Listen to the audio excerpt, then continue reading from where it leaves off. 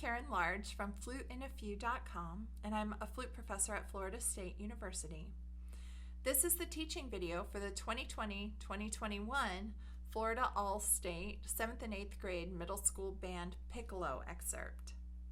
Before you watch, take a second to visit FluteInAFew.com to get the handout that goes with this excerpt. I've also got a performance video of the excerpt, and both links are below. First, a disclaimer.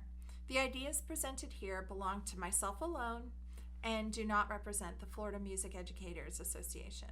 The big idea in this excerpt is to strive to play with expression, technique, support, breath control, and dynamics. Learning the notes is important because this piece has quite a bit of technical facility required. It's in D minor, so you'll want to warm up on your D minor scale and arpeggio. I know that that's not something that you do often, so I've included the D harmonic minor scale and arpeggio in the handout that I mentioned earlier. The required tempo is dotted quarter equals 60. Another way to say that would be eighth note equals 180. Bump up the speed slowly on this excerpt so that your fingers have time to develop muscle memory. I have included a tempo chart in the handout so that you can check off your tempo each day. This is how I work on fast pieces, by the way. Remember, the tempos are listed for the eighth note. So you'll see that the end tempo is 180, which is dotted quarter equals 60, which is our goal tempo, okay? I don't want that to confuse anyone. Keep your fingers close to the keys, and it's important to do all of the dynamics and articulations at your slow tempos so that when you get to a faster tempo, playing with expression is second nature. Some piccolo tips.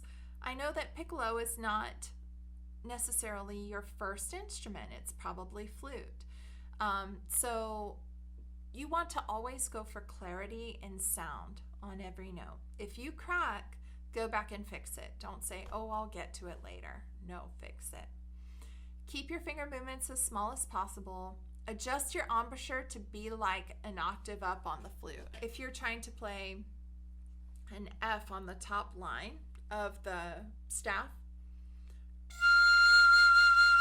your embouchure should be, your lip shape should be the same as if you play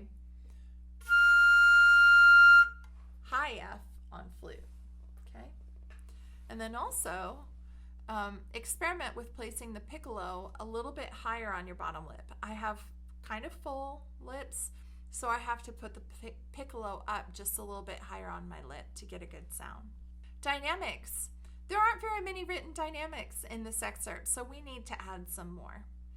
I have included a ton of extra dynamics in my handout for you, so please use those to go through and mark the dynamics in. The accent should be done, but you should also still make beats 1 and 4, if you're counting in eighth notes, strong. So I don't want students to go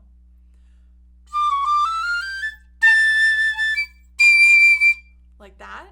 I think you should hit 1 and 4 the way that you always would. They're important beats, but just also hit 2 and 5 with some weight, and those are not usually important beats.